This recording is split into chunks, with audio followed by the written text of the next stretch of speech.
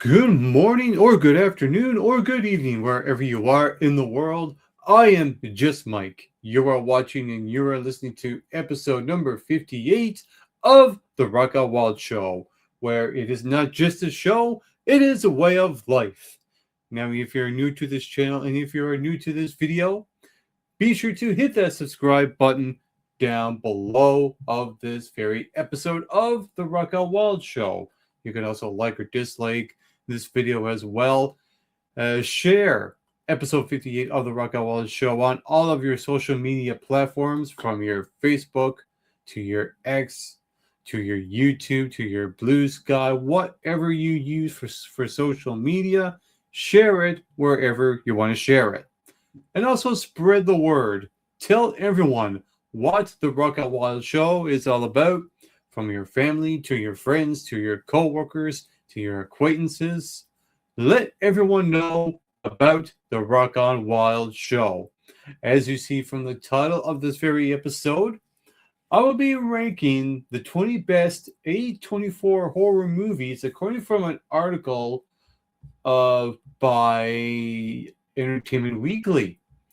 And this topic comes to me as a request from Eddie Ibarra. So I will tag you in this and I'll give you a shout out. So this comes as a request for the main event of this very episode.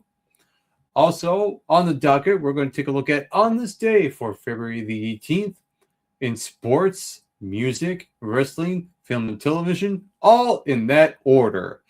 But to kick things off, on this very episode of the Rock Out Wild Show, I will be reacting to an old movie review of mine, a movie called A Most Violent Year.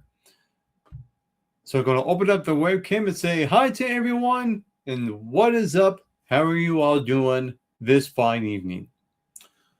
I'm doing all right, and I'm here just recording. I love doing these in advance so I don't have to do them later on, so I don't have to worry about, oh crap, I got to put out another episode. I love doing these episodes. I love recording these every week. I usually record it on the Thursday, and as of this point, I am recording this on February the 5th, 2026. It's about 7:50 p.m. Newfoundland time, and this will be aired on the 18th, as it is right now today, February the 18th, 2026. Let's react to my movie review for A Most Violent Year. Now, before I get to that, I'm going to predict the amount of points I give this movie way back in 2015. I am going to venture a guess of 83 out of 100. That's my guess, 83 out of 100, so hold me to it. So let's present. Share screen. Let's go to the review itself. Make sure the audio's on, obviously. And let's go full screen. And let's react in 3, 2, 1, action. Compared to movies like The Godfather and The Drop, this comes nowhere near close to those, but I can respect it for what it is. Okay. So I might be a bit off on my points, but we'll see how this pans out.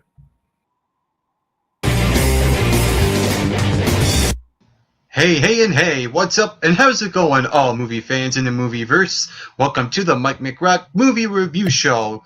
Right now I'm going to review A Most Violent Year, and this movie was a limited release last year, and now that just came worldwide this year, but the movie actually takes place in 1981 in New York City about an immigrant who fights to protect his business and family during the most dangerous year in the city's history. And this movie stars Oscar Isaac as Abel Morales. And in this movie, you have this guy run this oil company until he gets robbed, and now he has to try to solve the problem. He's trying to figure out who's out there to get him.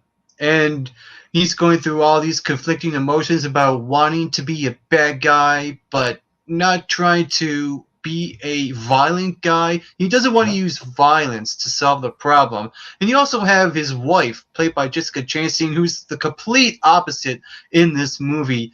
And yeah, I thought her character was kind of annoying, but I guess that was the whole point. And she's the type of girl who wants to use violence to solve the problem. So I Right. really like the dynamics between the two of them. Their chemistry It is the American way, after all, the using violence to solve a problem. I'm just saying. was really great, and Oscar Isaac to me reminds me of a young Al Pacino Al mixed in with a bit Pacino. of Robert De Niro. Watch out for this guy. I think this guy is one of the next up and coming biggest names in the business. That was the ultimate foreshadowing, and I was right 11 years ago. And I'm pointing that out there. The guy is the next Al Pacino. This guy was Oh, tremendous in this movie, and so was oh, Jessica that's bold. Chastain. And you also had Albert Brooks in this movie, which added a little bit of comedy without using comedy. It was weird in that situation. I think Albert Brooks is a really underrated, funny guy He is, who yeah. kind of added that element to the movie as well. And you also had David Oyelowo in this movie who played the Oh, DA, and clearly the guy was in way over his head when it comes to the story in this movie.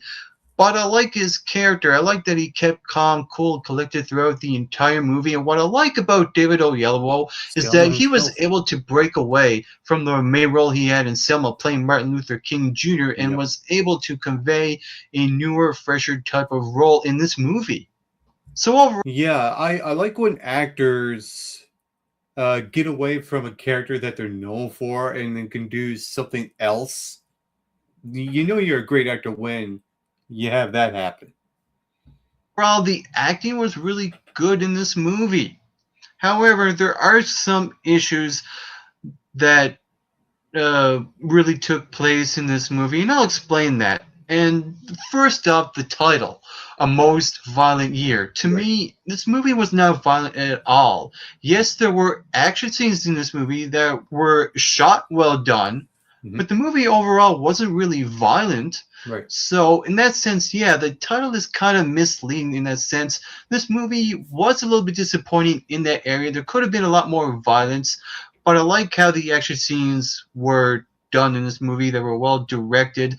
I thought the story in this movie was had a bit of originality to it. It was well done. It was well scripted, and there were a lot of Yeah, when you have a movie that's titled A Most Violent Year, you would expect this movie to be a la violence galore. I mean, it's in the title. Sometimes that can also hinder the movie experience, what you're going to go in for. good gripping moments in this movie. There was actually one suspenseful moment in this movie where I thought, oh, something's about to happen, but luckily it doesn't. And it has to do with gun control. Even though they Right. kind of touch on it a Oh, little gun bit, they don't control. touch on it too much.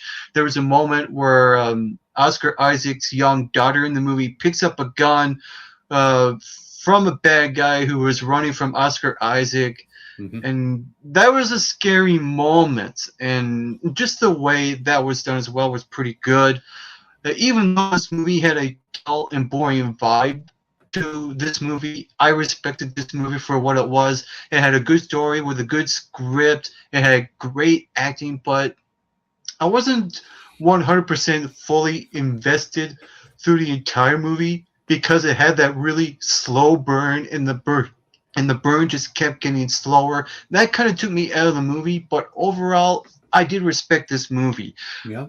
I Hmm. wanted to give this movie high points, but I kind of didn't. So, with that being said, I will say The Most Violent Year delivered 64 points out of 100. 19 And points if you high. saw this movie, what did you think about it? Not bad, though. Feel free to comment below and give me your thoughts about A Most Violent Year. And you can also hit that subscribe button as well to get Big Rock.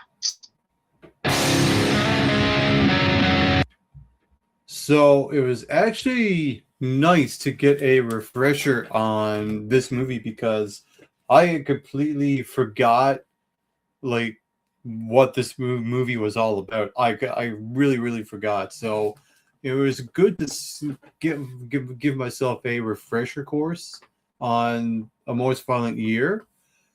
64 points out of 100. I was 19 points off. I thought I was going to be positive. I sort of was, but it's just kind of an average kind of movie, it seems like to me. Would I watch this movie, go back and watch this movie again? I don't know. But because of the actors in this, I'm almost tempted to, because I haven't watched this since 2015, since I reviewed this. So that's my uh, take on this movie in hindsight. And that was my reaction to A Most Violent Year. All right, so let's take a look at some of the things that happened on this day for February the 18th. Last, we're going to do film and television. Second to last, we're going to do wrestling. The second one we're going to do is music. But to kick things off for February the 18th on this day, we're going to go with sports, because we know there's a lot in sports for February the 18th. So what happened in sports on this day?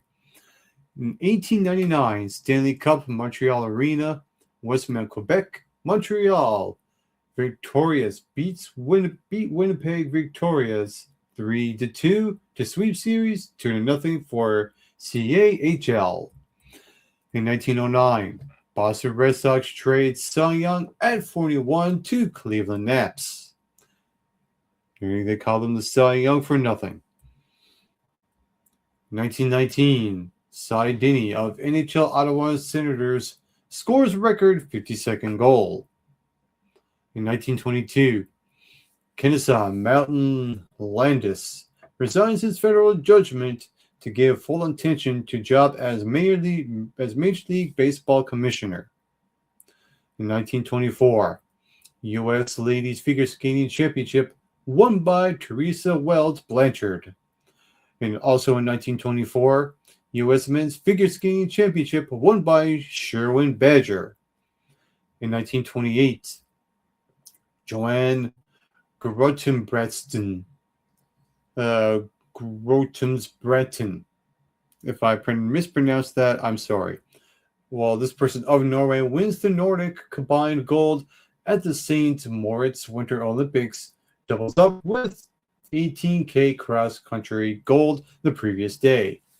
Also in 1928, Norway goes 1-2 in ski and jumping at the St. Moritz Winter Olympics, with Alf Anderson taking gold ahead of Sigmund Rudd.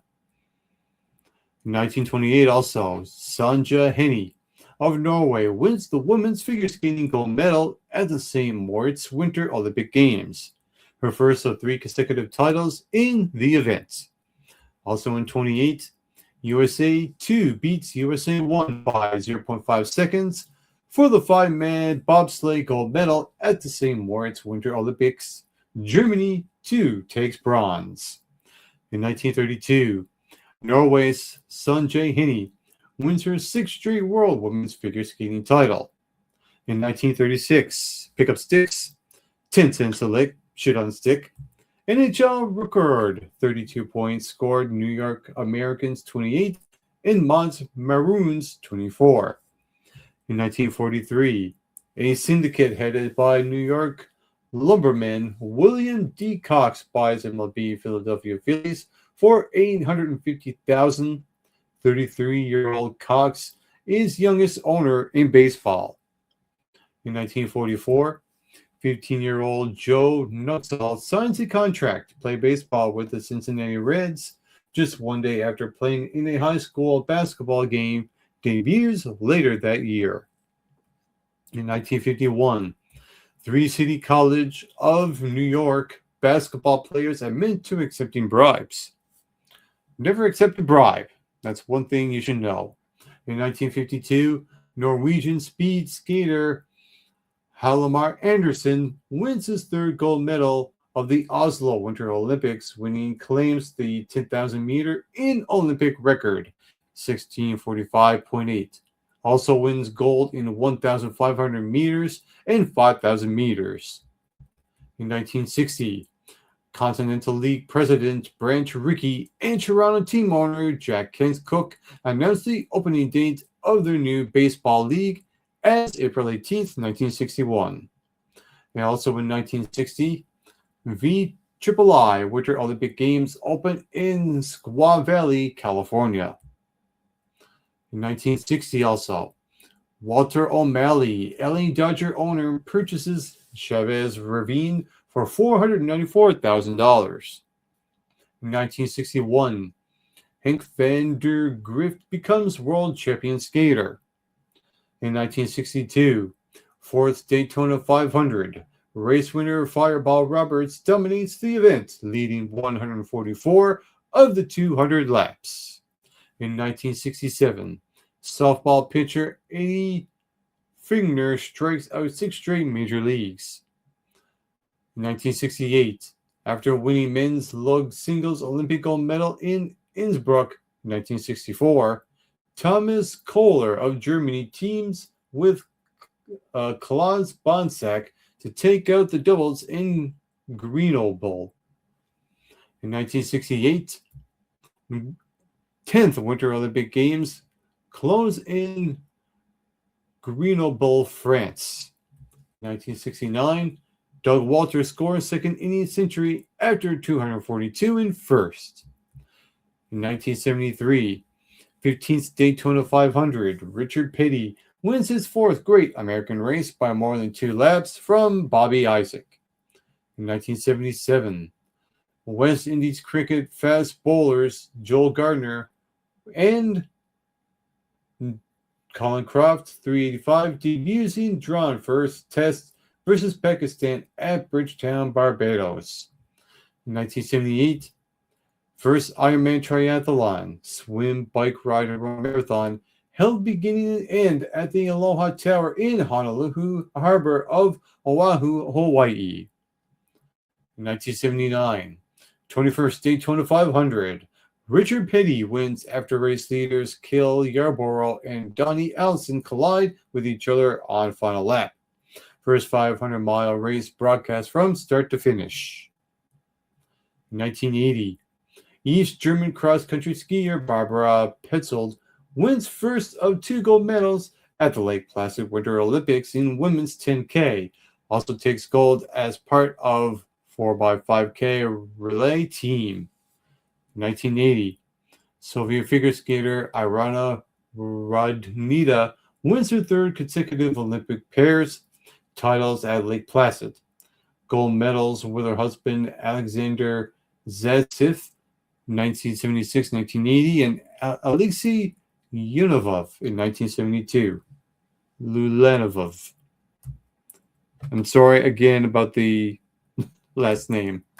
In 1981, 20-year-old Edmonton center Wayne Gretzky becomes the first player in NHL history to score 5 career hat-tricks before the age of 21, scoring 5 goals and 2 assists in the 9-2 Oilers home win against St. Louis.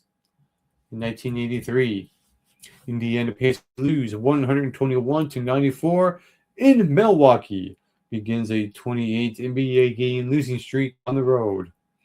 In 1983 also, right wing Lenny McDonald becomes the first player in NHL franchise Calgary Flames history to score 50 goals in a season in a 5-1 loss to Buffalo Sabres. In 1984, East German figure skater Katrina Witt wins first of 2 consecutive women's singles gold medals at the Sarajevo Winter Olympics, also wins gold in Calgary in 1988. And also in 1984, Finnish cross-country skier Maria-Liisa Hämäläinen wins the 20K gold medal at the Sarajevo Winter Olympics. Sweeps all 3 individual events, also winning 5K and 10K events. In 1984, Finnish ski jumper Matti Nykänen wins first of 4 career Olympic gold medals in the large hill individual event at the Sarajevo Winter Olympic Games. In 1986, San Antonio guard Alvin Robertson scores NBA's second quadruple double, 20 points, 11 rebounds, 10 assists, and 10 steals in 120-114 win over Phoenix Suns. In 1990, 32nd Daytona 500, Derek Cope wins after Dale Earnhardt shreds right rear tire on the last lap. 1991, Edmonton Oilers goalie Grant Fuhr returns to NHL after a season-long suspension for substance abuse and shutouts New Jersey Devils 4-0. World record, 1994, Dan Jansen skates world record 1,000 meters in 1:12.43. Also in 94, Shreveport Pirates joined Canadian Football League as fourth U.S.-based team, fold in 1995. In 1996, 38th Daytona 500, Dale Jarrett wins his second Great American Race ahead of Dale Earnhardt and Ken Schrader. Also in 96, first cricket ODI for Kenya national team in World Cup versus India in Cuttack. Sachin Tendulkar scores 127 in India's 7-wicket win. 2001, 43rd Daytona 500, Michael Waltrip wins tragic race. Last lap crash claims the life of Dale Earnhardt, prompting sport to implement new safety procedures. In 2004, Greg Maddux signs with the Chicago Cubs, the team he began his career with. 2007, 49th Daytona 500, Kevin Harvick wins by 0.02 over Mark Martin in the closest finish since the first race at Daytona in 1959. In 2007, 56th NBA All-Star Game, Thomas and Max Center Paradise, Nevada. West beats East 153-132. MVP Kobe Bryant, LA Lakers. In 2008, Larissa's World Sports Awards, Mariinsky Theater, St. Petersburg, Russia. Sportsman Roger Federer, sportswoman Justine Henin, team South African men's national rugby union team. In 2014, American snowboarder David Weiss wins first of two consecutive Olympic halfpipe gold medals in Sochi, wins again in Pyeongchang. In 2014, Netherlands sweeps the medals in the men's 1,000 speed skating at the Sochi Olympic Winter Games. Jorrit Bergsma wins gold ahead of teammates Sven Kramer and Bob Dijon. In 2018, 60th Daytona 500, Austin Dillon wins after multi-car wreck sends race into overtime, 207 laps, ahead of rookie Darrell Wallace Jr. Also in 2018, after taking out the men's combined gold medal, Australian alpine skier Marcel Hirscher wins the giant slalom at the Pyeongchang Winter Olympics. Pyeongchang Winter Olympics. I think that's how you pronounce it. Correct me if I'm wrong. Also in 2018, Frenchman Martin Fourcade wins his second of third gold medals at the Pyeongchang Winter Olympics in the 15K mass start biathlon. Also wins men's 12.5K pursuit and mixed relay. Also in 2018, NBA All-Star Game, Staples Center, Los Angeles, California. Team LeBron beats Team Curry 148-145. MVP LeBron James, Cleveland Cavaliers. In 2019, Lares World Sports Awards, Monte Carlo, Sporting Monaco, sportsman Novak Djokovic, sportswoman Simone Biles.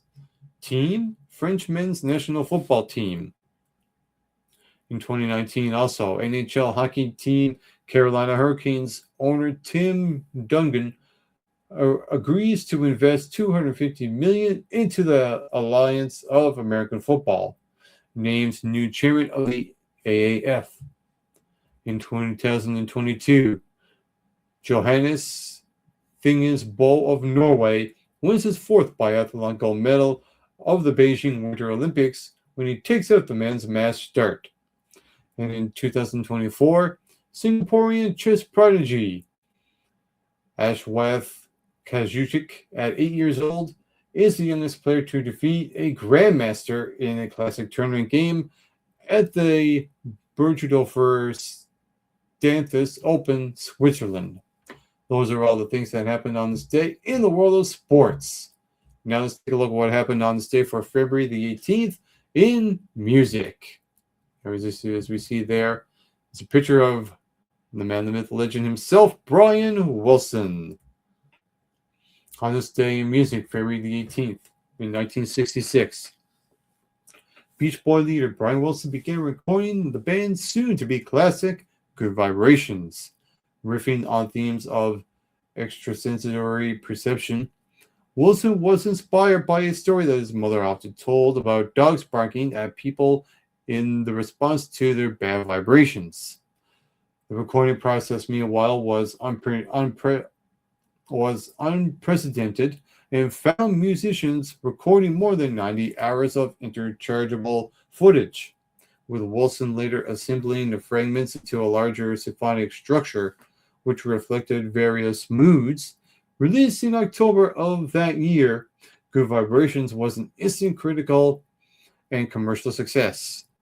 Widely considered to be among the era's most important recordings, the song went on to influence countless other bands, while in the decades since its release, Good Vibrations has ranked on numerous lists, including the Rock and Roll Hall of Fame, 500 Songs That Shaped Rock and Roll, and Rolling Stone's 500 Greatest Songs of All Time. It was inducted into the Grammy Hall of Fame in 1994.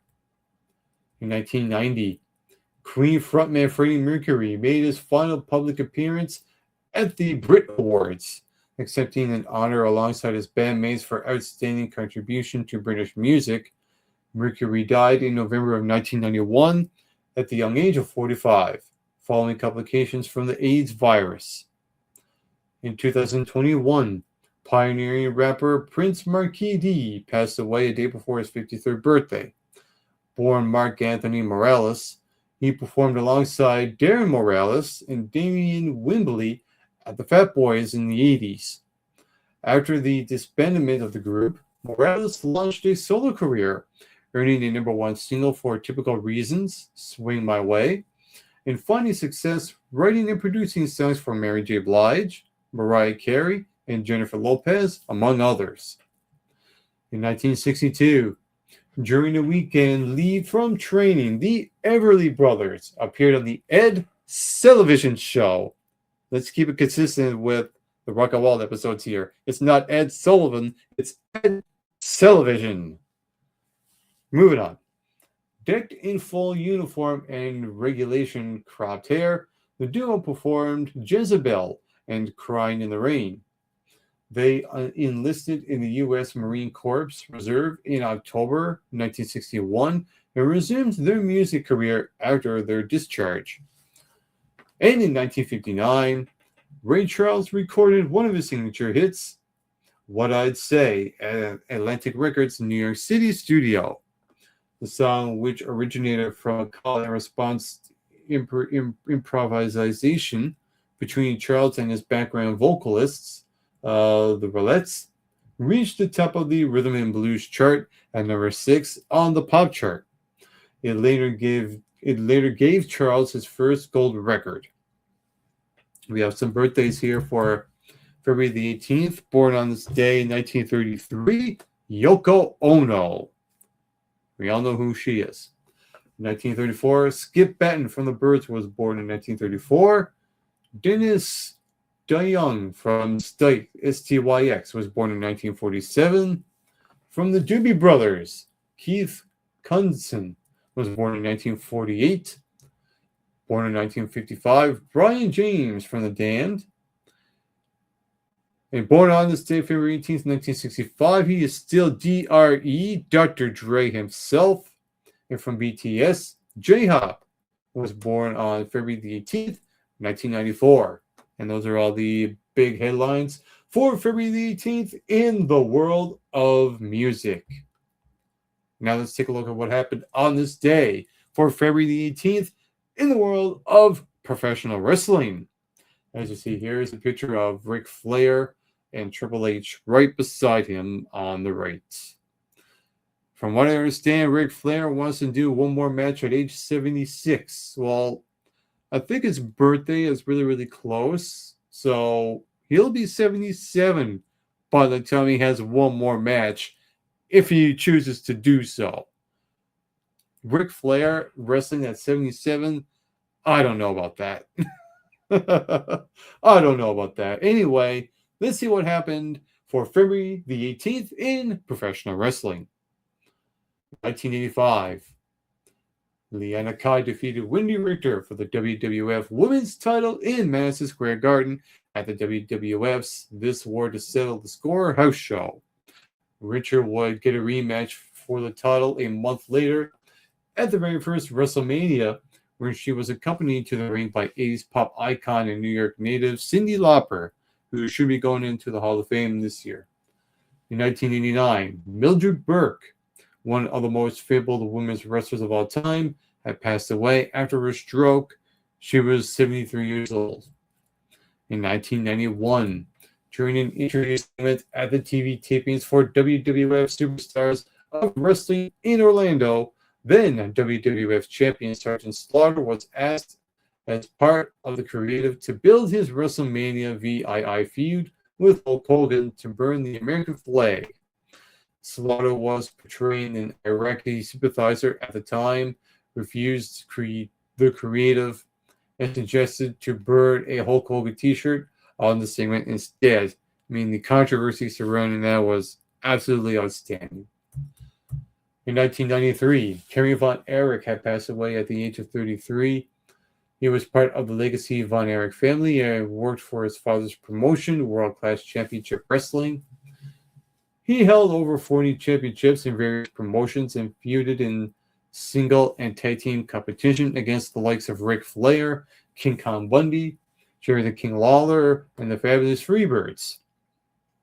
Von Erich joined the WWF in the summer of 1990 and defeated Mr. Perfect for the Intercontinental Championship at SummerSlam that same year. His only WrestleMania appearance was against OTR Central like this, Dino Bravo at WrestleMania VII in Los Angeles in 1991. The Von Erichs were inducted into the WWE Hall of Fame by Michael Hayes on the night before the 25th anniversary of WrestleMania held in Houston, Texas. In 1995, Eddie Gilbert died after a heart attack at his home in Puerto Rico at the young age of 33. In 1996, Bret Hart retained the WWF Championship against Diesel in the main event, the steel cage match of In Your House 6 from Louisville, Kentucky. This was the first ever pay-per-view which the WWF had produced in the month of February, and it was at this event that Kevin Nash handed his 90-day notice to leave for WCW. That's right, there were not all, but most of them were jumping ship then.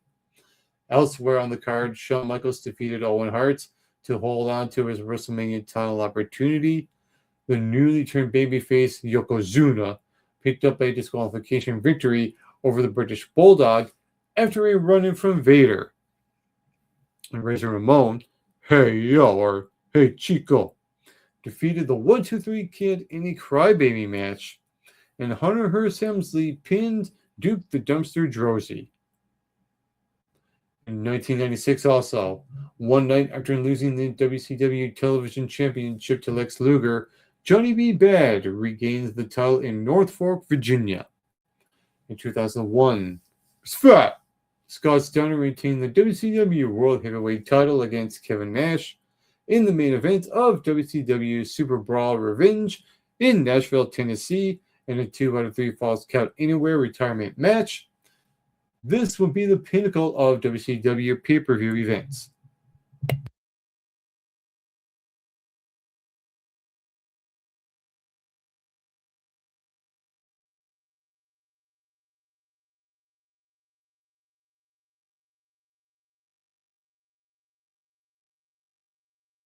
In Chicago, In Chicago on WWF Raw, Stone Cold Steve Austin issued a challenge to the NWO.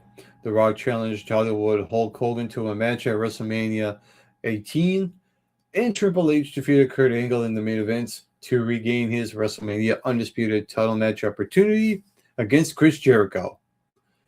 In 2003, Brock Lesnar defeated Charlie Haas, Shelton Benjamin, and Kurt Angle in a gauntlet match at the WWE SmackDown tapings in Indianapolis, Indiana. Earlier on the card, the WWE Cruiserweight Championship changed hands when Chavo Guerrero won a Cruiserweight opening, including defending champion Gregory Helms. In 2007, John Cena and Shawn Michaels defeated Batista and The Undertaker in the main event of WWE No Way Out in Los Angeles, California. In 2008, WWE announced that legendary Ric Flair will be inducted into the WWE Hall of Fame the night before WrestleMania 24 that April. He was the first active wrestler to be announced as an inductee.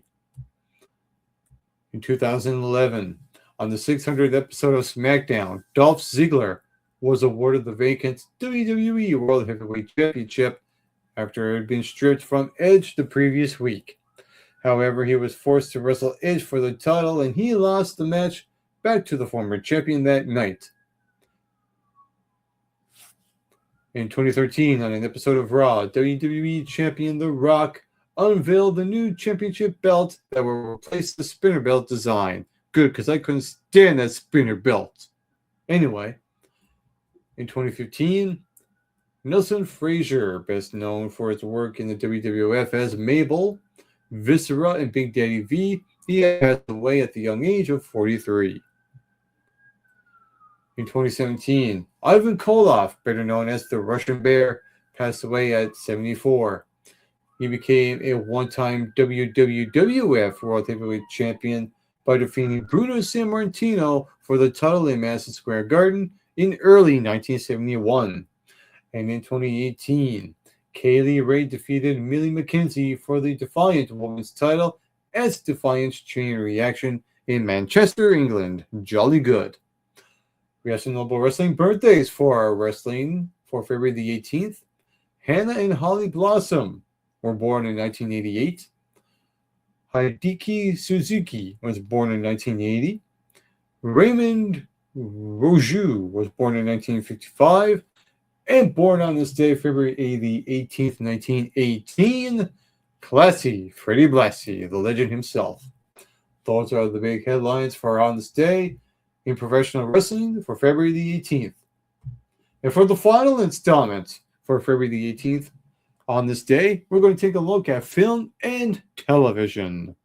In 1905, Frank Wiedekind's play Hidala oder Sin und Heaven premieres in Munich. I'm sorry if I did not pronounce that correctly.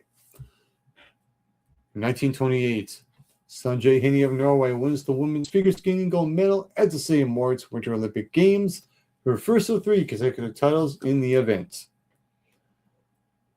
Also in 32, Norway's Sanjay Hini wins her 6th straight World Women's Figure Skating title. So it's going to be some Olympics in the mix of film and television, because it does have to do with television, obviously. In 1952, 4th Emmy Awards. First time awards are presented on a nationwide basis. The Red Skeleton Show, Sid, Caesar, and Imogen Coca win. In 1953, KOLN TV Channel 10 in Lincoln, Nebraska begins broadcasting. Nebraska. In 1965, Betty Comden and Adolph Green and Jewel Stein's musical Fade Out, Fade In, featuring Carol Burnett, Dick Shawn replacing Jack Cassidy, and Tina Louise returns from layoff at Mark Hellinger Theater in New York City. In 1972, John Lennon and Yoko Ono, in a week of co-hosting the syndicated The Mike Douglas Show in Philadelphia, Pennsylvania. In 1975, Second American Music Awards, Olivia Newton-John and John Denver win. Go Grease Lightning. In 1979, miniseries Roots Next Generations premieres on ABC TV. In 1980, 30th Berlin International Film Festival, Heartland and Palermo of Wolfsburg win the Golden Bear as a tie. In 1981, Jeff Erlanger, a spinal tumor survivor and quadriplegic, appears on children's television program Mr. Rogers' Neighborhood, discusses his disability, and demonstrates his electric wheelchair. Would you be my neighbor? 1983, 33rd Berlin International Film Festival, Ancestry and The Beehive win the Golden Bear as a tie. In 1986, Anti-Smoking Aid airs for the first time on TV, featuring Yul Brynner. He died of smoking-induced lung cancer on October 10th, 1985. Isn't that ironic? In 2017, 67th Berlin International Film Festival, Hungarian film On Body and Soul wins the Golden Bear. In 2018, 71st British Academy Film Awards, 3 billboards outside Ebbing, Missouri. Best Film, Guillermo del Toro. Best Director, Best Actress, Frances McDormand and Gary Oldman. In 2019, Australian political parties hacked by a sophisticated state actor. Prime Minister Scott Morrison says just months ahead of the general election. In 2019, Huawei founder Ring Zhengfei says there's no way the U.S. can crush us in an interview with BBC, saying his daughter's arrest politically was motivated. In 2022, Severance, produced by Ben Stiller and starring Adam Scott, Britt Lower, and Patricia Arquette, premieres on Apple TV. In 2024, 77th British Academy Film Awards, Oppenheimer, Best Film Christopher Nolan, Best Director Emma Stone, Cillian Murphy, Acting Awards. And those are all the events that happened on this day for film and television for February the 18th. And I do believe it is about that time for the main event of episode 58 of the Rock On Wild Show. This comes to a request from me from one Eddie Ibarra, so shout out to you. His request was go over something in horror movies for A24, so I was Googling some stuff, found a few articles, but one really caught my eye that was posted on Halloween last year, so I will go over this list right here. And that is the 20 best A24 horror movies ranked according to this article from Entertainment Weekly. As you see here, this article is by Dennis Perkins, Chris Bellamy, and Kevin Jacobson. So, as you see, here's a picture of 3 people. 2 of them I recognize. The middle one's from The Lighthouse, and the one on the right is from Midsommar. I hope that movie is low. Now, keep in mind, I did not see this list yet, so this is my first time reacting to this. So, let's do this. So, since its founding in 2013, A24 has gradually built up a reputation for highly inventive genre films, particularly those of a horror variety. It all started with 2013's Under the Skin, Jonathan Glazer's haunting sci-fi spooker in which Scarlett Johansson plays an alien luring men into her secret abyss. Audiences have come to understand what they're in for with A24 horror movie. Original ideas presented through an off-kilter lens, thoughtful explorations of grief and trauma, and more often than not, a wildly chaotic ending. A24's horror branding might be easy to characterize, with some feeling it's elevated horror. Trademarks are no longer innovative. Yet many other horror titles have been hailed as some of the best films of their respective years. from 2018's Hereditary, which I'm sure is going to be high on this list. And I hope The Lighthouse is as well. 2019's The Lighthouse. So here's the list here. So kicking things off at number 20, The Black Coat's Daughter from 2015. This is a movie I never even heard of at all. It says here, moody and intricate, sometimes menacingly so. The debut from Oz Perkins, son of Psycho star Anthony, inflicts supernatural horror and grief upon the students of Catholic boarding school. Kiernan Shipka, Lucy Boynton, and Emma Roberts are the focus of three separate but interwoven stories, with Perkins expertly keeping us off balance while still playing fair with the plot's time-hopping structure. Left behind at their foreboding campus over winter break, Boynton and Shipka's characters are at the mercy of the school's imperious nuns and old secrets. Split into three slices, which interconnectedness is revealed with patient, ruthless logic. Blackcoat's Daughter is all slow burn and suggestion until it's not.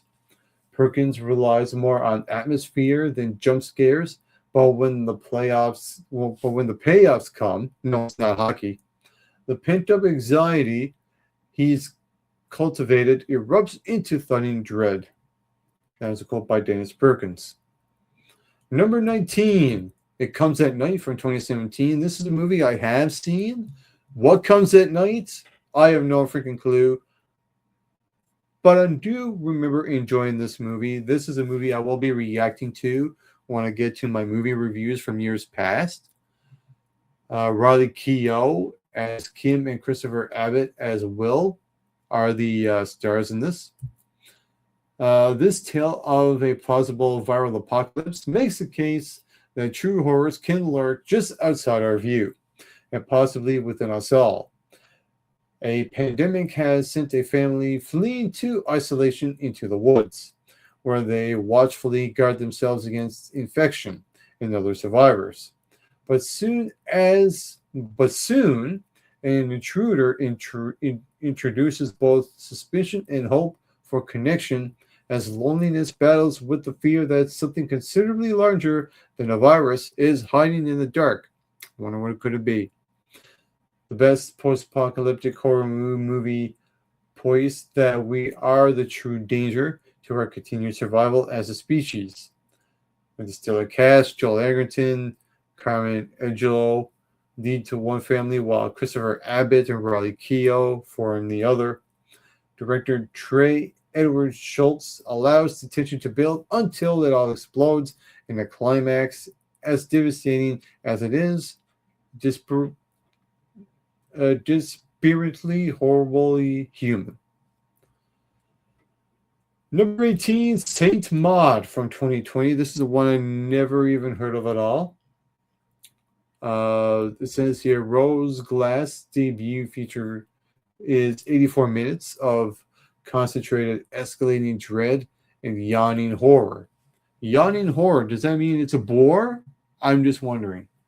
The story of a young hospice nurse who calls herself Maud, sent to care for a wealthy former dancer dying of lymphoma, is a character study of madness and repression at the poise aide set out to save her latest charge, according to her own deeply unsettling beliefs.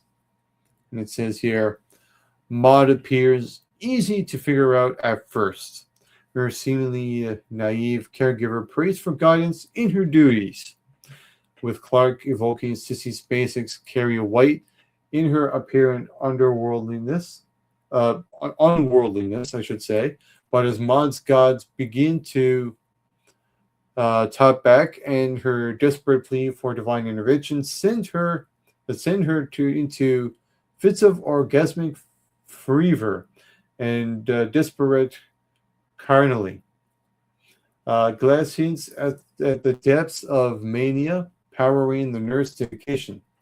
As with many of A24's horror movies, we're left open to ponder whether anything supernatural happens as Maud's quest reaches its apotheosis, prov- proving that fanatical belief is enough to inspire great terrors. Number 19 on this list is, or number 17, I should say, In Fabric from 2019. This is one I never heard of at all either. It says few major few major film studios would be interested in distributing a movie about cursed clothing. But A24 saw writer-director Peter Strickland's kooky vision of a haunted red dress that ruins the lives of its wearers and gave it a proper home with the others on this list. I like the concept. I do like the concept. Also says here, Maureen Jean Baptiste stars as an unappreciated bank teller who buys the flowing red frock at the department store only to have her life go from bad to worse. Strickland is fully aware of the silliness of his premise, leaning with dry, dark humor as he shows how consumerism can control you if you're not careful. Number 16 on this list, this looks like a fairly new one. Heretic from 2024, just a couple of years ago. This is also one I never even heard of either. It says here, one of the most horrifying things imaginable is being stuck with a know-it-all who's eager to debate. Oh, ain't that the truth? Sister Barnes and Sister Paxton are young Mormon missionaries who learned this the hard way when they knock on the door of the enigmatic Mr. Reed. After inviting them, he mocks their faith and lectures them before torturing them with sinister plans. Grant is wickedly delightful and rightfully becoming one of the rare actors in a horror movie to gain awards attraction, receiving nominations at the Golden Globes, Critics' Choice Awards, and BAFTAs. His portrayal of a pompous, yapping intellectual who is rotten to the core rings uncomfortably true, as do the performances of Thatcher and East as their characters non-verbally communicate their discomfort to each other. Number 15, I Saw the TV Glow. This is one that came out a couple of years ago. This is also one I never even heard of either. It says here that the fictional show with I Saw the TV Glow resolves around psychic connection is no coincidence. Teenagers Manny and Owen are hypnotically drawn to the pink OPEG and its physically entwined hero-ness. Manny soon vanishes, then reappears a decade later, insisting the show's world is, in fact, a reality.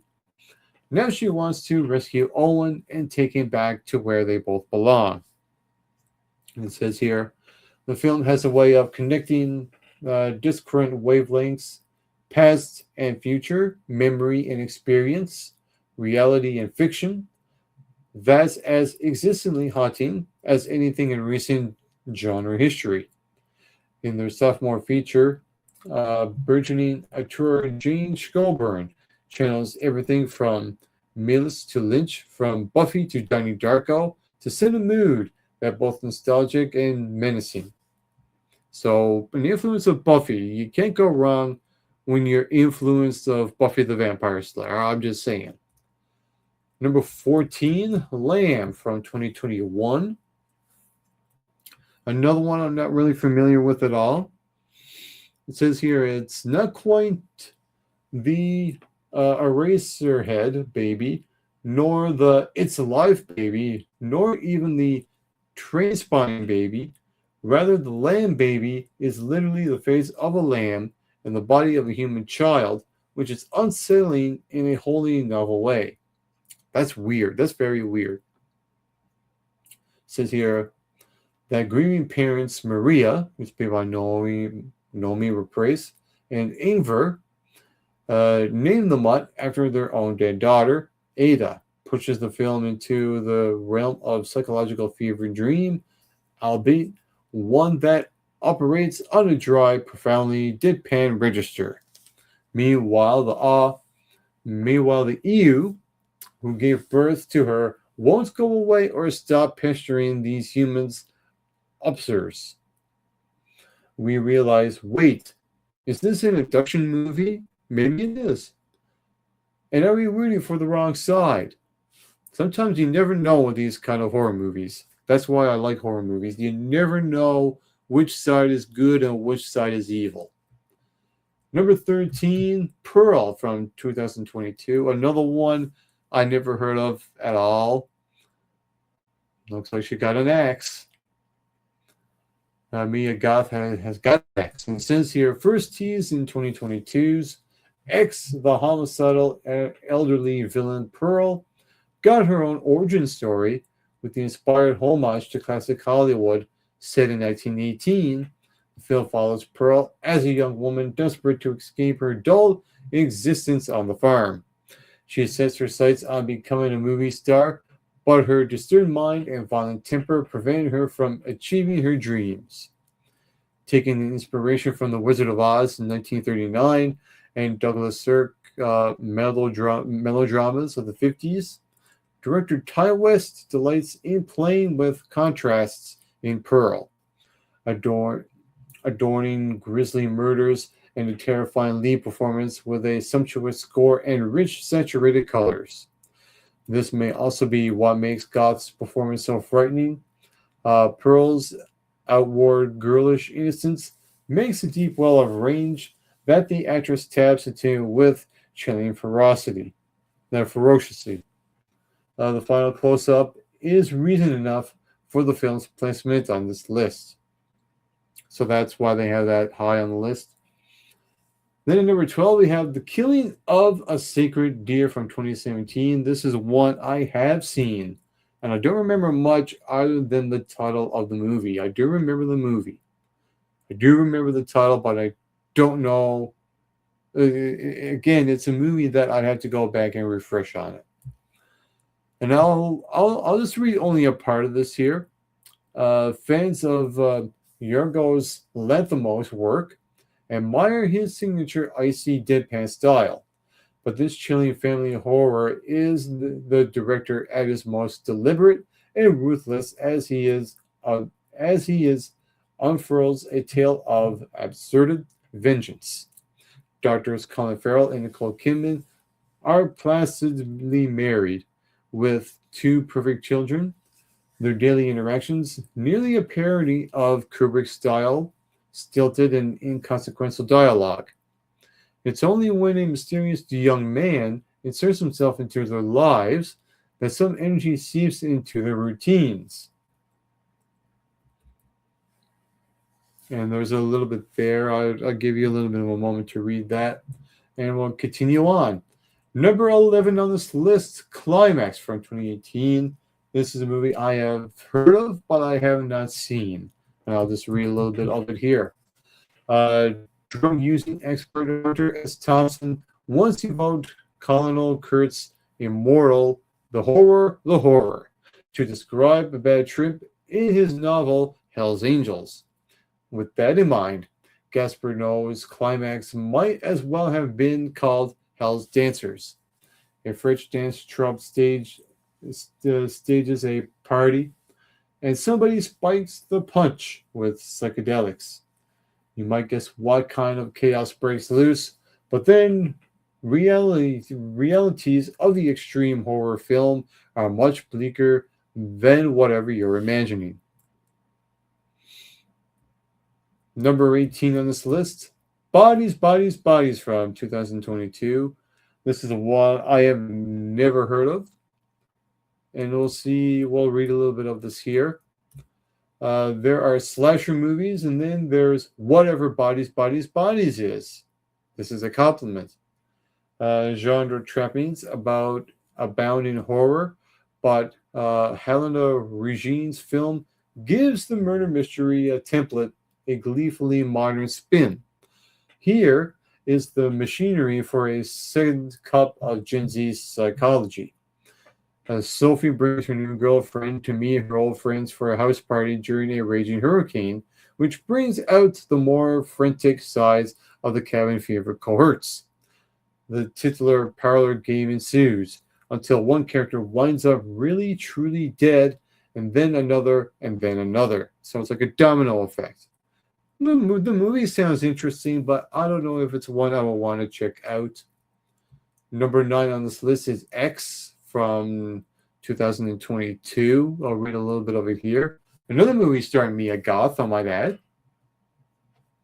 It says, while it may be best appreciated in concert with its prequel, Pearl, Ty West's X stands on its own as one of the gnarliest slashers in recent memory.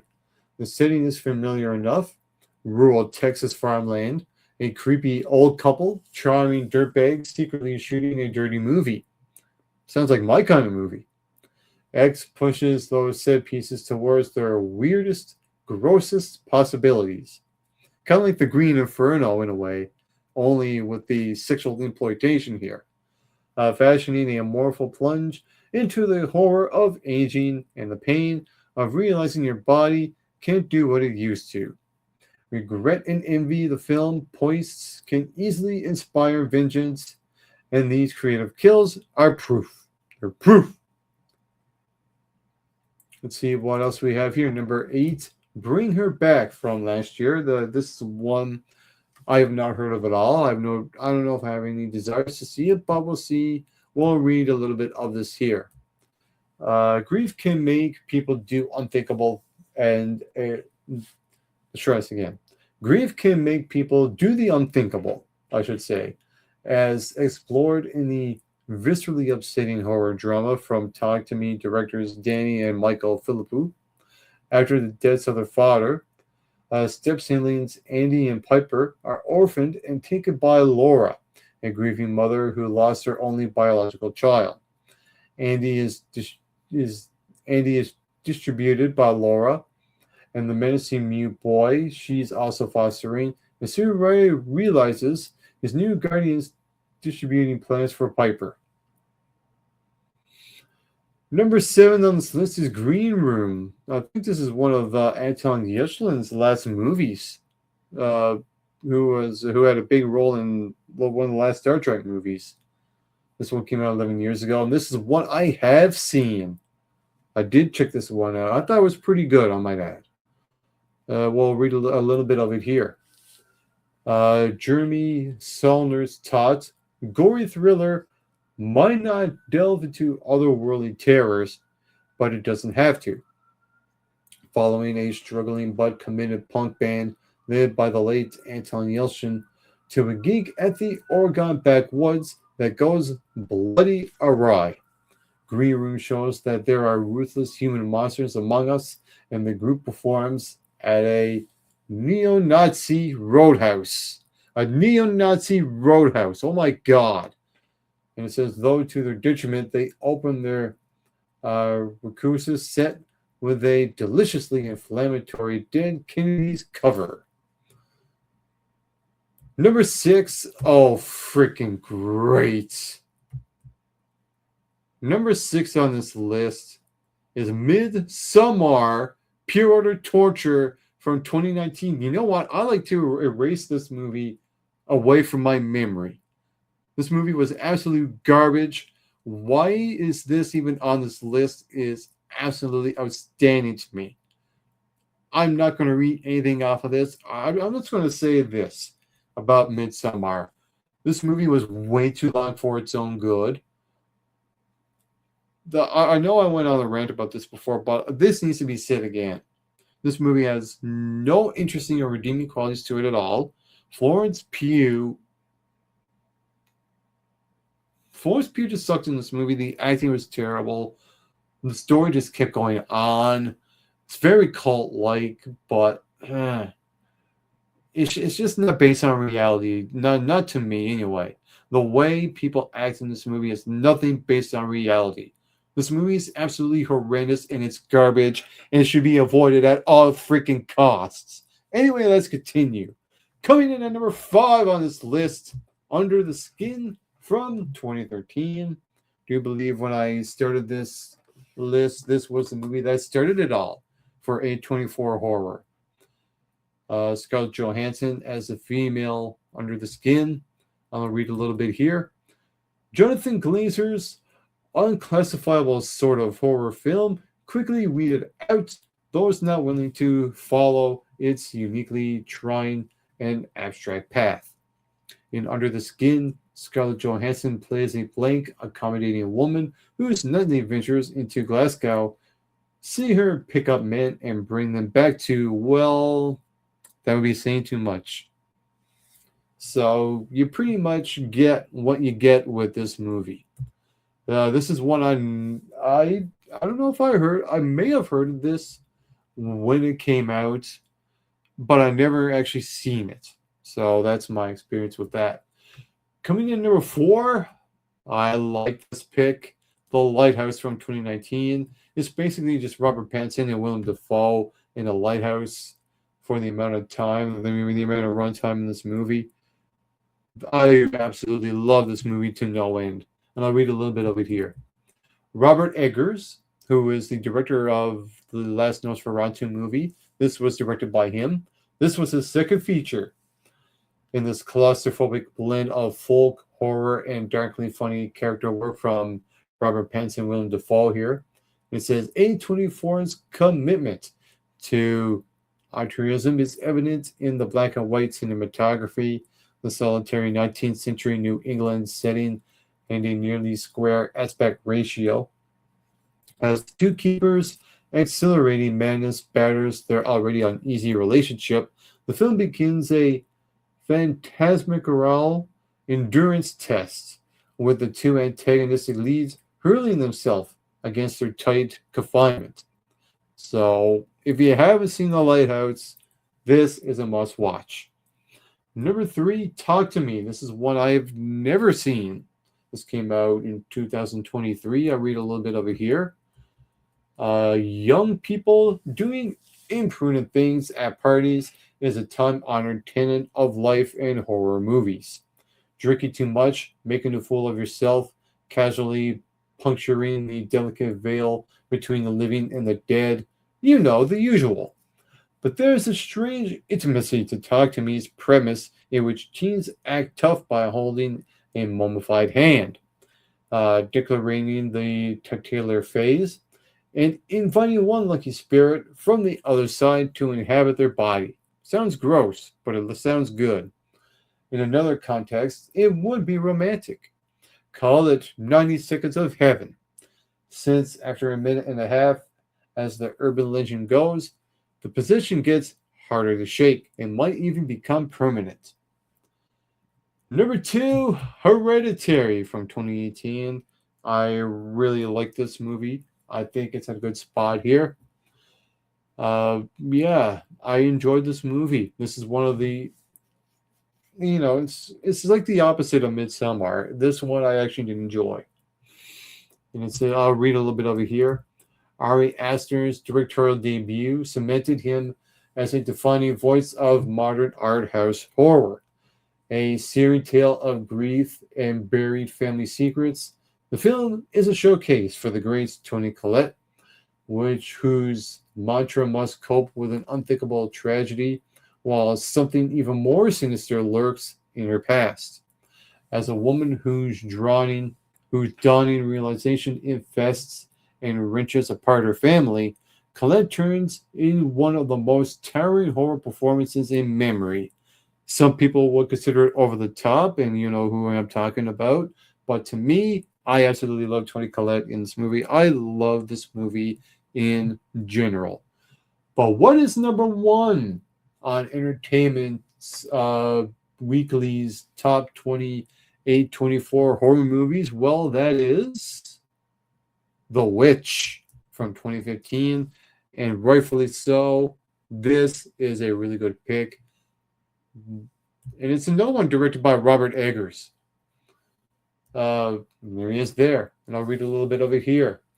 Robert Eggers has become synonymous with A24, particular horror brand, and while The Witch, The Lighthouse are wildly different films, each encapsulates the studio's aurora in its own way.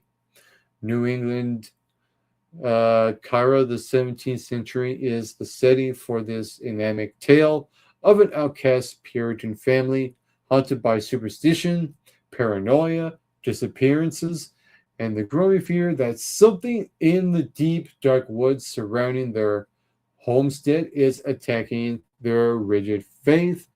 I have only two words for this movie: Billy Goat. Need I say more? So that was Entertainment Weekly's top 20 A24 horror movies. So I'm going to stop share that. And I'm going to end it here. This has been episode 58 of The Rockout Wild Show. And I'm going to leave you all with a quote from Vibe of the Day. And it goes something like this: growth often requires letting go. Not everything that once fit will continue to some habits. Actually, let's try this again. All right, so you are allowed to outgrow things. That's basically what it means here. Growth often requires letting go. Not everything that once fit will continue to. Some habits, roles, and relationships belong to earlier versions of you. That does not make them failures, it makes them chapters. Today is about giving yourself permission to move on without guilt or resentment. You do not need to cling to what no longer supports who you are becoming. Outgrowing something can feel uncomfortable and lonely at times. That discomfort does not mean you are making the wrong choice. It means you are evolving. You are allowed to choose alignment over familiarity. Letting go creates space for healthier connections, new opportunities, and deeper peace. Trust that what is meant to grow with you will meet you in the next chapter. This has been episode number 58 of the Rock Out Wild Show, and I'm your host, Just Mike. And on a final note to all of you watching and listening to this all around the world, get plenty of rest and always do your best.